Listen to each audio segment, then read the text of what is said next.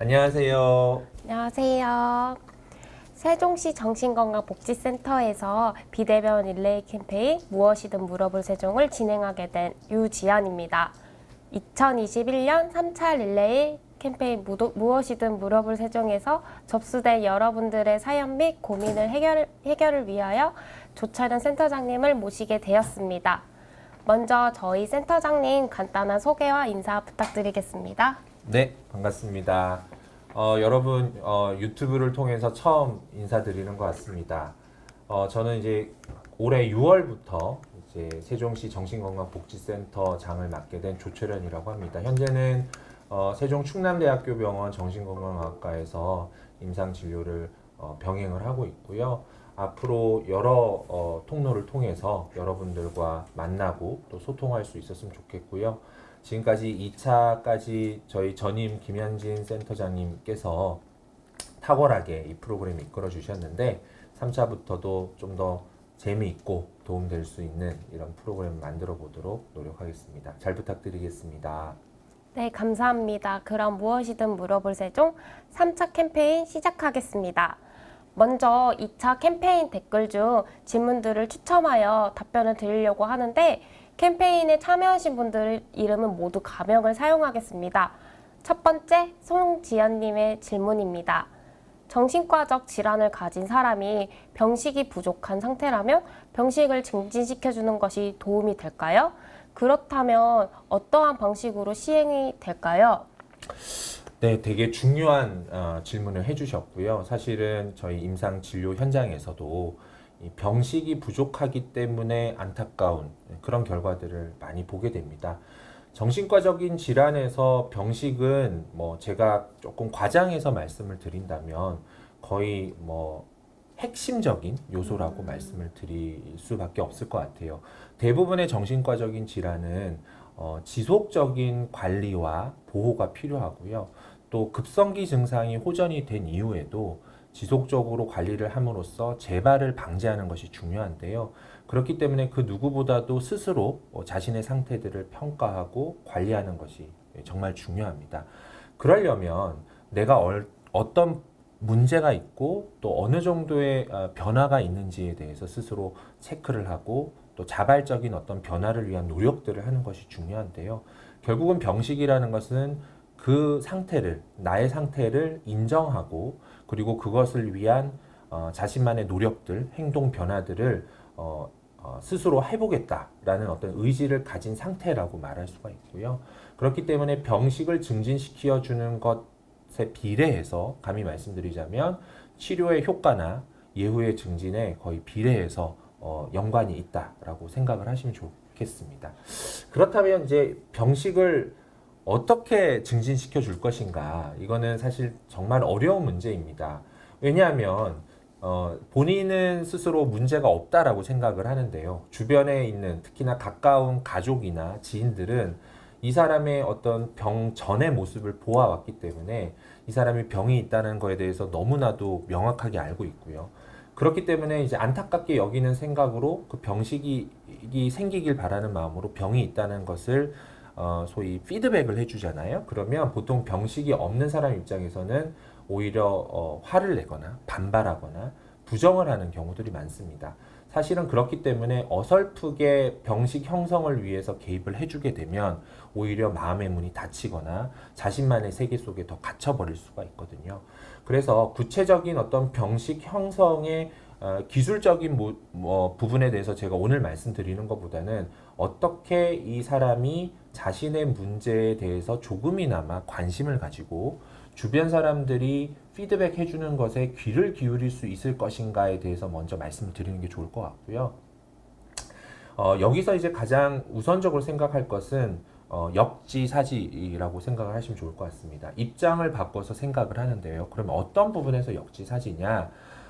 내가 볼 때 내가 이 정신과적으로 조금 도움이 필요하다라고 생각하는 분께서 어떤 병적인 모습을 보인다라고 생각했을 때는 내가 볼 때 중요한 문제가 있을지언정 당사자 입장에서 스스로 불편하다, 스스로 개선이 됐으면 좋겠다, 스스로 이것은 나도 예전에 비해서 좀 변했다라고 여겨지는 부분이 뭔지를 먼저 찾아보시는 게 필요합니다. 결국은 그 사람 입장에서 들을 수 있는 포인트, 그 사람 입장에서 개선을 하고자 하는 어떤 포인트들을 찾아주셔야 되고요. 거기서부터 함께 문제를 해결해 가보자라는 접점을 찾으시고 거기서부터 어떤 치료적인 연결의 끈들을 이어가시는 것이 중요하겠습니다. 결국은 뭐 병원을 오시건 센터를 오시건 또는 그 외에 다른 방법을 사용하시건 간에 정신과적인 어려움을 회복하고자 하는 그 과정 중에 들어오게 하는 것이 병식 형성에 있어서 가장 중요한 부분이고요. 결국은 내가 조금씩 좋아짐에 따라서, 즉 내가 이 문제 속에 함몰되어 있지 않고 여기서 조금씩 벗어날수록 자신의 문제들을 볼 수 있는 눈과 시야는 더 이제 넓어지고 길러질 수 있는 거거든요. 그래서 그 부분을 지금 단계에서 먼저 신경을 쓰셔야 될 것 같고요. 그 다음부터는 사실은 좀 치료적인 과정에 따라서 그 사람의 어떤 단계에 따라서 병식 형성을 위해서 노력을 해줘야 될 것 같습니다. 그래서 뭐 요약을 하자면 입장을 바꿔서 그 사람이 필요로 하는 것, 그 사람이 문제라고 생각하는 것, 그 사람이 불편해서 개선하고자 하는 것들을 먼저 포커싱을 해서 거기서부터 병식 형성을 위해서 이제 노력을 해보시는 것을 권유해 드립니다. 네, 센터장님 답변 잘 들었습니다. 다음으로는 송우전님 질문입니다.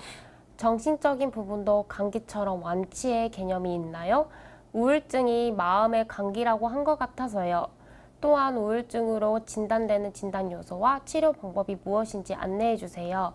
우울증, 불안증, 무조건 약을 먹어야 하는지도 궁금합니다. 라고 질문해 주셨네요. 센터장님 답변 부탁드리겠습니다. 네, 질문이 많아요. 질문이 많은데 이제 하나씩 간단하게 말씀을 드릴게요. 정신적인 부분도 감기처럼 완치의 개념이 있는가? 뭐 결론부터 말씀드리면 완치의 개념이 있다라고 말씀드리고 싶고요. 각 그 질환 병에 따라서 그리고 각자의 예후가 조금씩 다르기 때문에 개인별 차이는 있을 수 있습니다.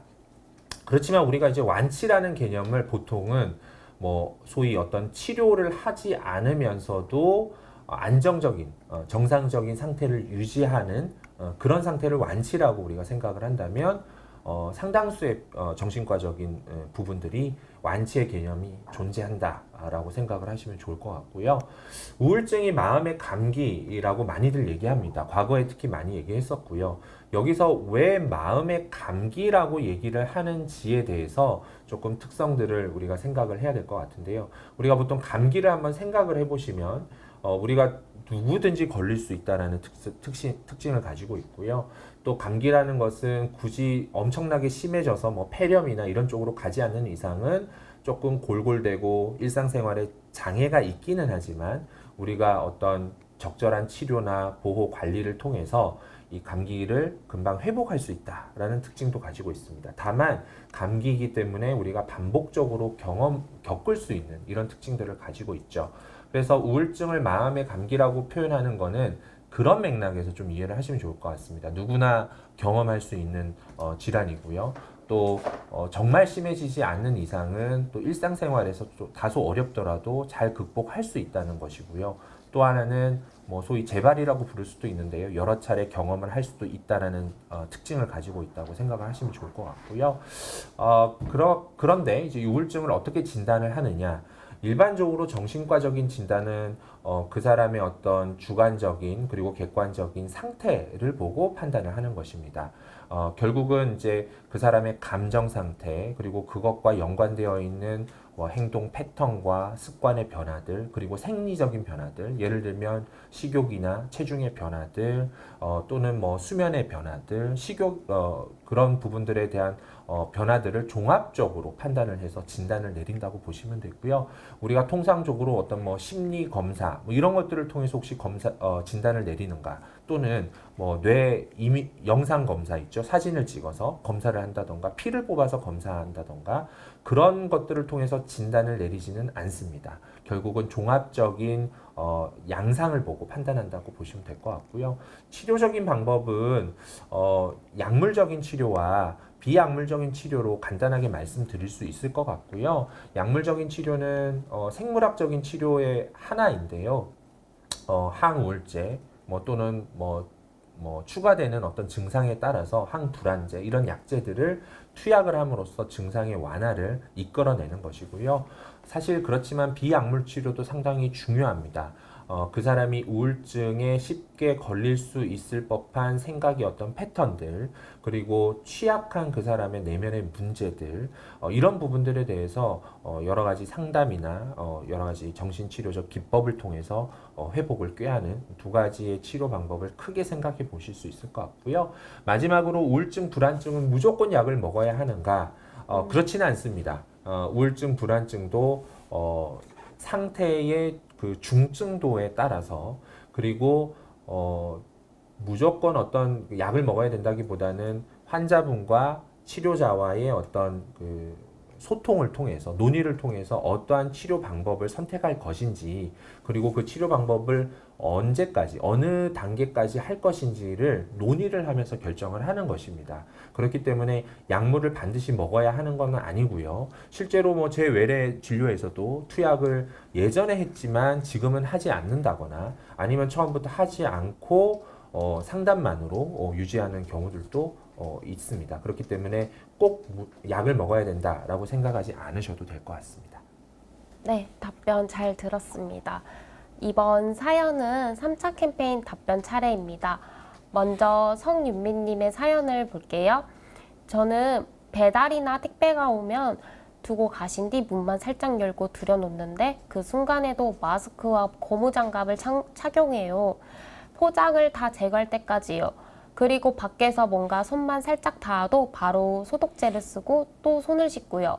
앞으로 계속 이럴까봐 걱정이 되고 코로나가 완전히 종식이 될 수 있을까 염려스럽고, 또 그렇다 해도 앞으로 계속 새로운 감염병이 출현할 수도 있고요. 이렇게 활동의 제약을 스스로 너무 많이 두다 보니까 정말 무기력해져가는 걸 느끼거든요.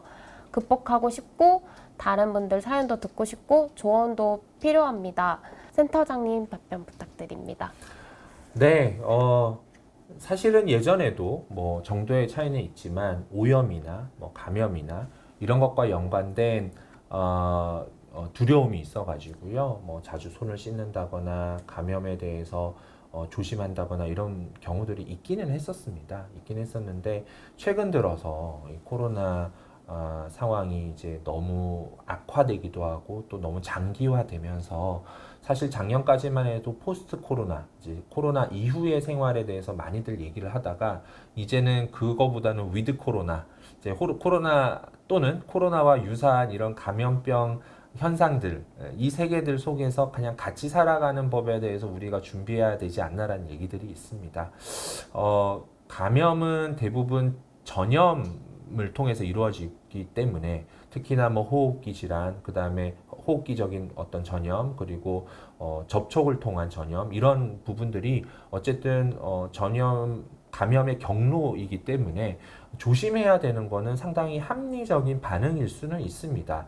다만 그 감염 경로에 대해서 주의하고 조심하는 부분에 대해서 사실은 어느 정도 레벨까지 해야 되느냐라는 것은 좀 생각을 해볼 만한 문제이기는 합니다.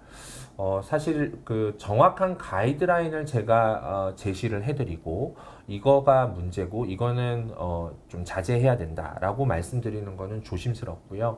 각 사람들마다 정도는 다를 줄 압니다. 일단은 기본적으로 손을 자주 씻고 감염에 대해서 주의하라는 거는 이제는 상식이 되었잖아요.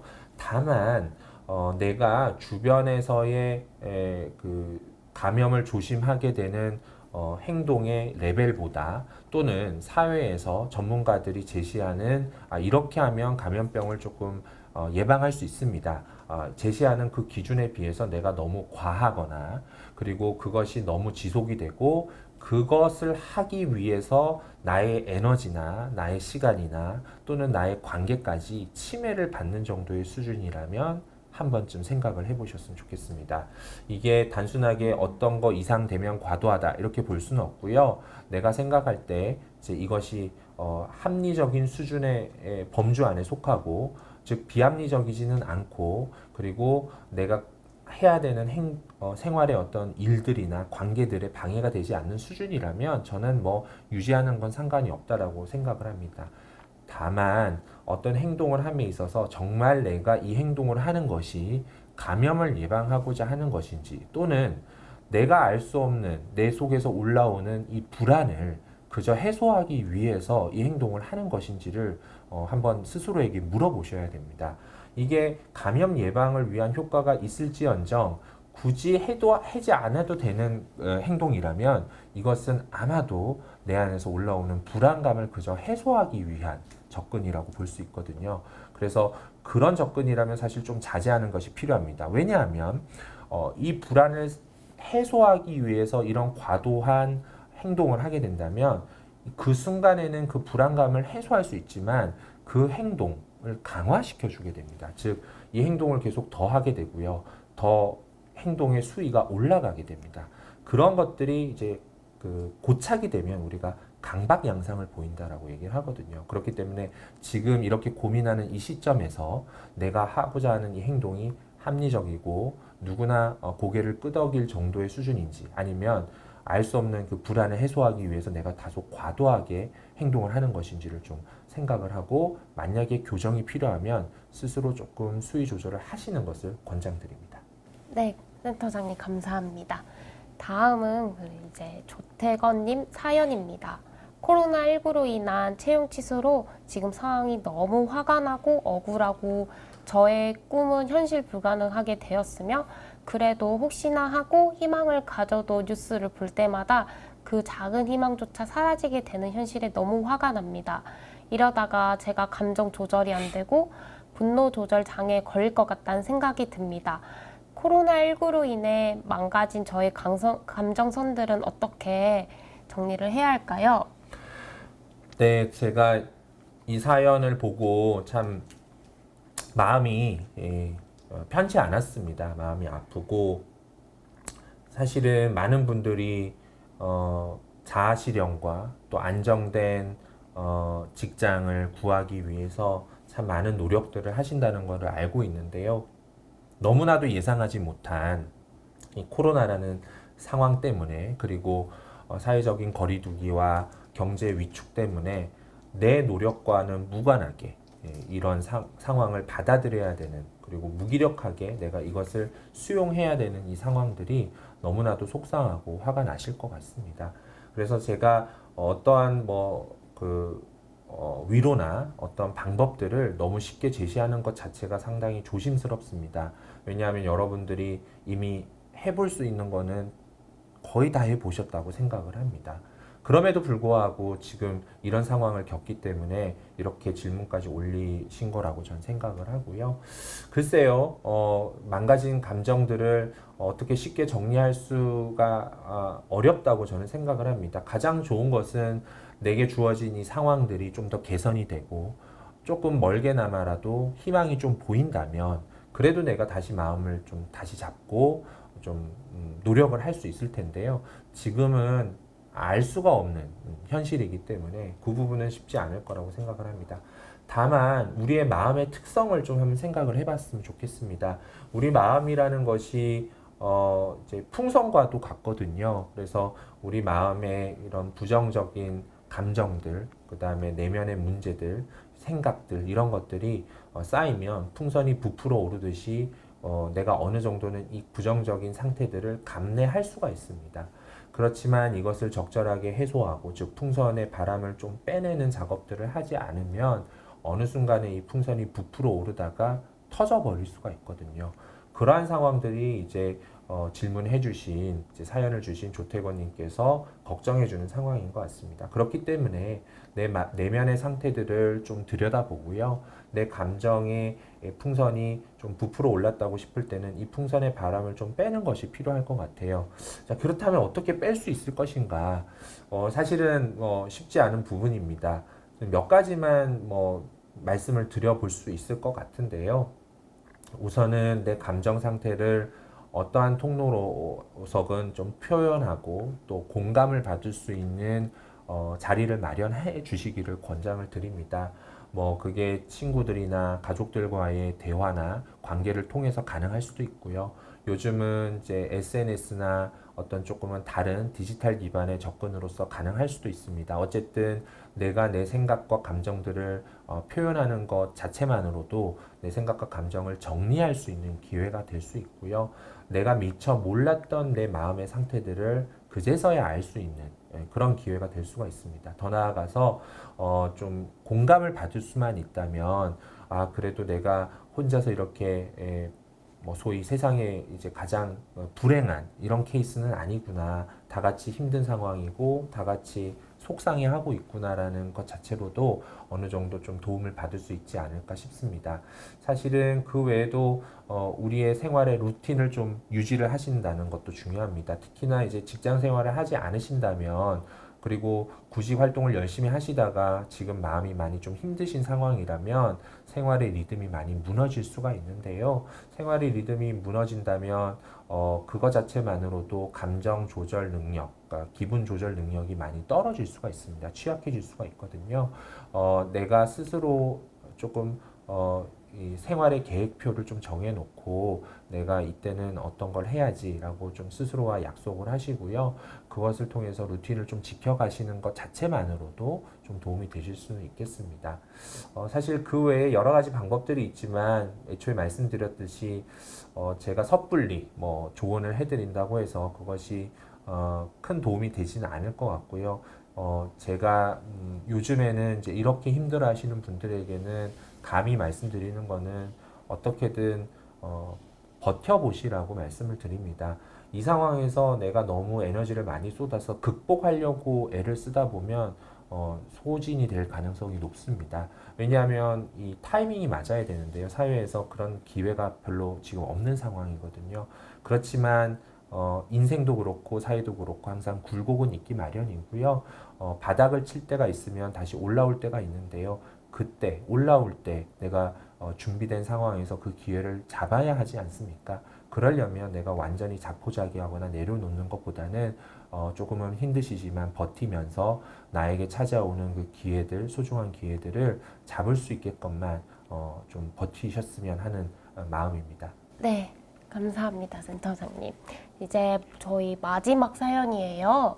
마지막 사연은 김유진님의 코로나19 극복 사연인데 가족들과 함께 할 수 있는 활동을 찾아서 남편과는 저녁 한적한 곳에서 걷기 운동을 함께 시작을 했고 나머지 시간들은 내가 게을리했던 일들을 해보기로 하여 독서하기, 퀼트 등등 책도 처음엔 힘들었지만 조금씩 읽는 속도도 빨라지고 책 속에 빠지다 보니 그 다음 이야기가 궁금해져서 빨리 책을 펼쳐보고 싶어지기도 하고 한 땀 한 땀 뜨는 바느질도 마음의 평온함을 가져다주는 좋은 취미를 찾게 되었고 코로나19로 인해 바쁜 일상 속에 잠시 쉬어가는 시간을 찾게 되지 않았나 싶었다고 적어주셨는데 이러한 코로나19 극복 사연을 듣고 센터장님의 전문적인 소견을 듣고 싶네요.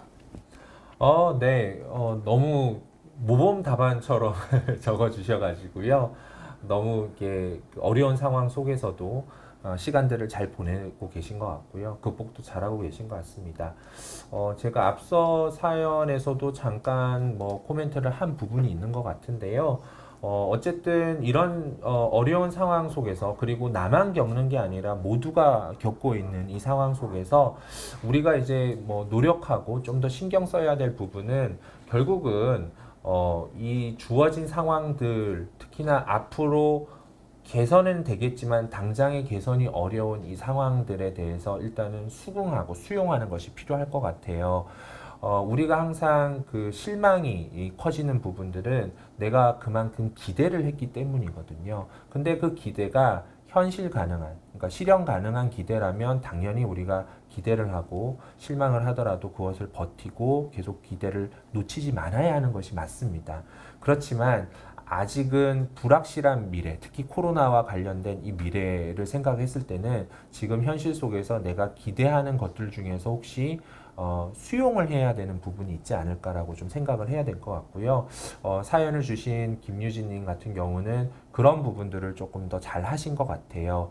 이 코로나 상황에서 어쩔 수 없이 제한적인 이런 상황, 그리고 예전에는 오히려 바빴지만 강제적으로 코로나 상황 때문에 시간을 가지게 되는 이 상황들에 대해서 먼저 수용을 하신 것 같고요. 거기에서 그렇다면 내가 할 수 있는 것이 무엇이 있을까? 또는 예전에는 바쁘다는 핑계로 그냥 내일 이렇게 미루면서 이제 지연을 시켰던 여러 가지 활동이나 관계들을 이제 이 코로나 상황 속에서 이제야 해보자라는 어떤 기회로 삼으셨다는 것이 제가 볼 때는 상당히 긍정적으로 느껴집니다. 특히나 개인적인 활동들 있죠. 뭐 책을 읽는다거나 뭐 퀼트를 하신다거나 뭐 이런 부분들도 좋지만 또 뭐 남편분과 걷기 운동을 시작한다거나 이렇게 가까운 사람들과 함께하는 시간들을 늘려간다는 것도 되게 의미 있는 부분입니다. 왜냐하면 함께하는 시간이 길어지고 그 길어지는 시간 동안에 서로 대화를 나누거나 공감을 하다 보면 그거 자체가 사실은 부정적인 감정을 해소시켜 주시기도 하고요.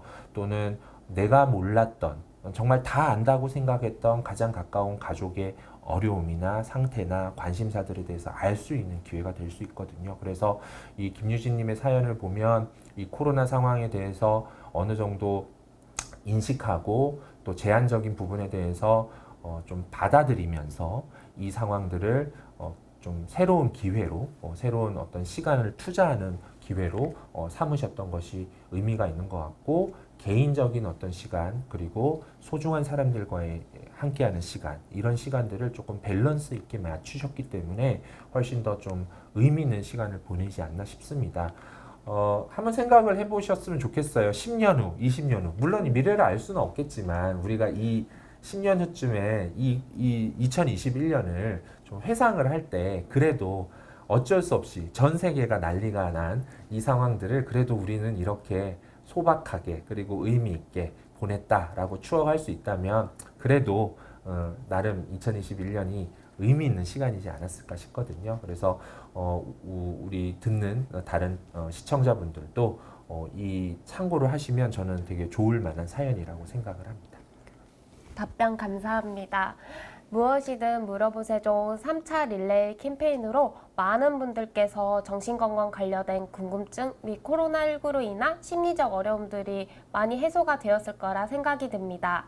이번 사연 및 댓글이 추첨되시는 분들은 기프티콘을 보내드릴 예정이오니 세종시 정신건강복지센터 홈페이지 이벤트를 확인 꼭 부탁드려요.